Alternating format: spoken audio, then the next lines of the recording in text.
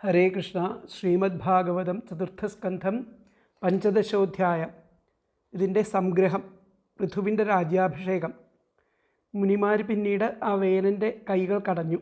വലതു കൈയിൽ നിന്ന് ഒരു പുരുഷനും ഇടതു കൈയിൽ നിന്ന് ഒരു സ്ത്രീയും ഒരേ സമയത്ത് ജനിച്ചു.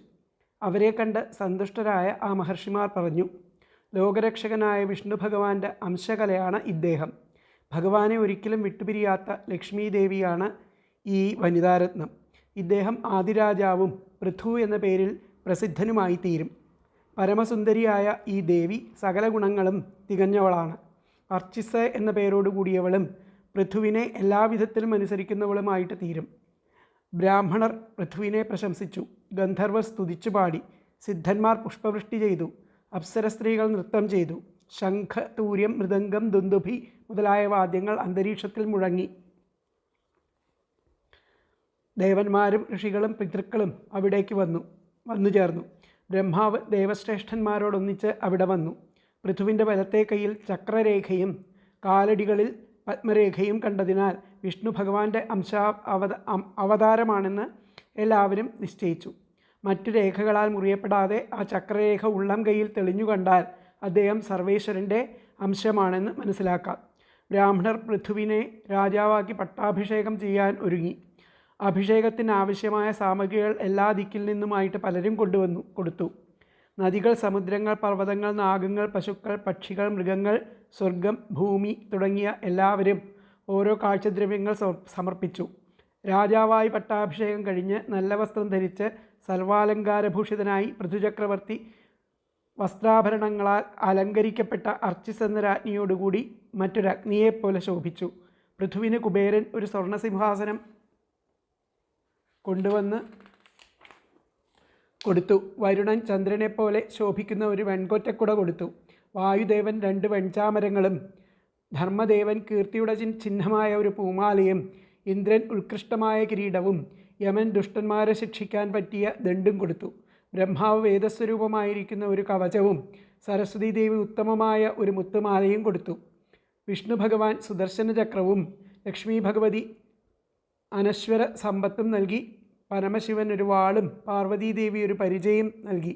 ചന്ദ്രൻ ശ്രേഷ്ഠങ്ങളായിരിക്കുന്ന ആ കുതിരകളെയും വിശ്വകർമാവ് ഒരു തേരും കൊടുത്തു. അഗ്നിദേവൻ ആജഗവം എന്നു പേരുള്ള വില്ലും, സൂര്യൻ സൂര്യരശ്മികളെപ്പോലെ ജ്വലിക്കുന്ന ശരങ്ങളും കൊടുത്തു. ഭൂമിദേവി യോഗപ്രഭാവമുള്ള 2 പാദുകങ്ങൾ സമ്മാനിച്ചു. അന്തരീക്ഷദേവത ദിവസേന പുഷ്പവർഷം ചെയ്യാമെന്ന് പറഞ്ഞു. നാട്യം, വാദ്യം, ഗീതം, അന്തർധാന വിദ്യ എന്നിവ വിദ്യാധരന്മാരാൽ സമർപ്പിച്ചു. ഋഷികൾ നിഷ്ഫലമായി തീരാത്ത ആശീർവാദങ്ങൾ നൽകി. സമുദ്രദേവൻ പൃഥുവിന് വിശിഷ്ടമായ ഒരു ശംഖു കൊടുത്തു. സമുദ്രങ്ങൾ, പർവ്വതങ്ങൾ, നദികൾ എന്നിവ പൃഥുവിൻ്റെ തേരു സഞ്ചരിക്കുവാനുള്ള വഴി അനുവദിക്കാമെന്ന് സമ്മതിച്ചു. സൂതൻ, മാഗധൻ, വന്തി എന്നിവർ പൃഥുവിനെ സ്തുതിക്കാൻ ആരംഭിച്ചു. പൗരാണിക കഥകളെ വർണ്ണിച്ച് സ്തുതിക്കുന്നവർ സൂതന്മാർ, വംശത്തെ കീർത്തിച്ച് സ്തുതിക്കുന്നവർ മാഗധന്മാർ, നേരിൽ ഗുണഗണങ്ങളെ വർണ്ണിച്ച് സ്തുതിക്കുന്നവർ വന്തികൾ.